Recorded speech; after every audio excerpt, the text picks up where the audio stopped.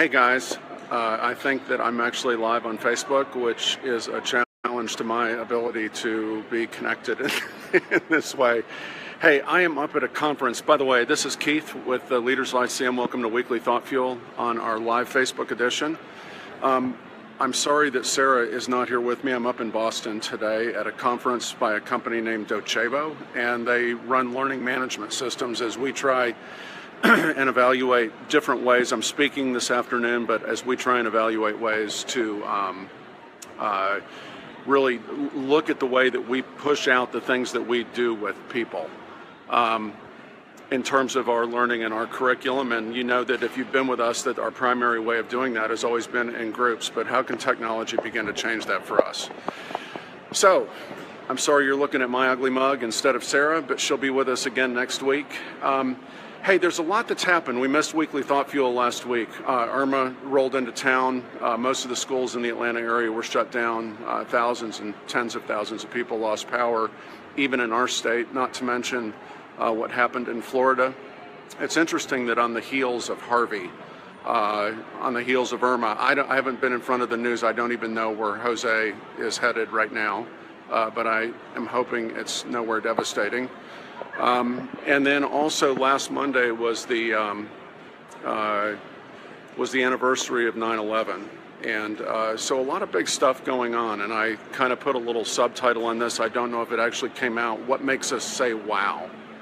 And golly, the events, everything that we got to see on video, on TV, even reflecting back on the images from 9/11. There's a lot of stuff that makes us say wow.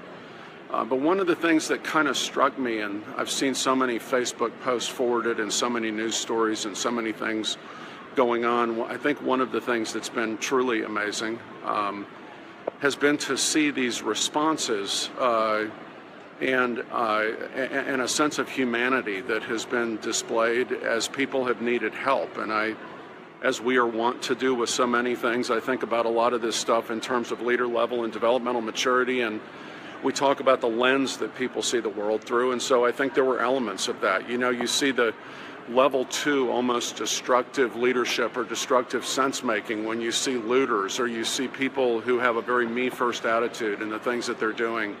At level 3, it's just so much about the connection, but what we start to see from level 4 and level 5 in these kinds of circumstances and situations are people being bigger than themselves. It's more than just them.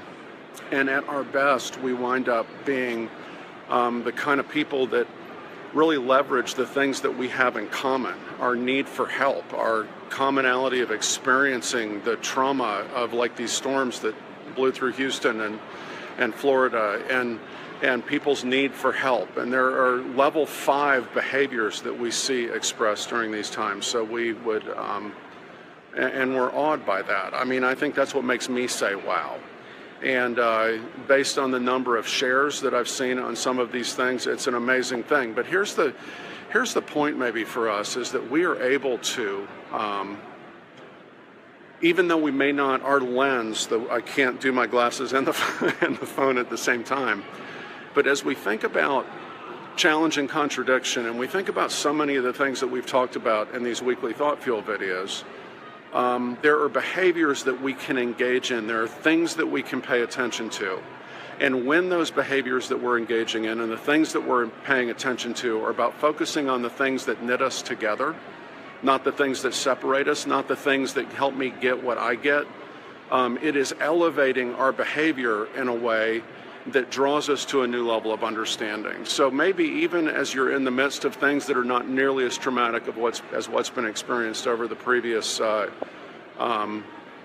the previous weeks that we've seen with these monster storms, and as we reflected back on 9/11, maybe the thing is to identify points of commonality that we have with people, with coworkers, when we find ourselves in a conflict, when we find ourselves having difficulty with a family member or a friend, that we would think about what knits us together, to take a more level 5 approach to our behavior and see if that doesn't drive a new level of understanding.